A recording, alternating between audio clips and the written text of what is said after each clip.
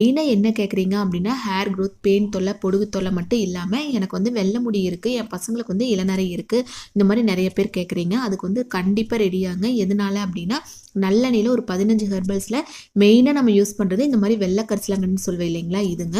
இது வந்து மஞ்சள் கரிசலாங்கண்ணி விட வெள்ளை கரிசலாங்கண்ணி கிடைக்கிறது கொஞ்சம் ரேர் தான். இருந்தாலும் இதை யூஸ் பண்ணும்போது நல்லா பிளாக் ஆகுங்க.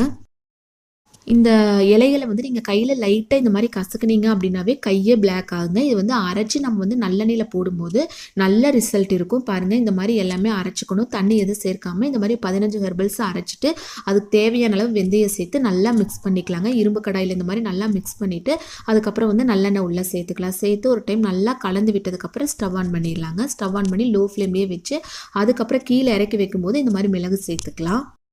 லாஸ்ட் எதுக்கு நம்ம மிளகு சேர்க்கிறோம் அப்படின்னா, இது வந்து சளி பிடிக்காம இருக்கிறக்காகங்க. குட்டி பசங்களுக்கு யூஸ் பண்ணாலும் சரி, பெரியவங்களுக்கு யூஸ் பண்ணாலும் சரிங்க. இது வந்து சளி பிடிக்காம இருக்கிறக்காக யூஸ் பண்ணுறோம்.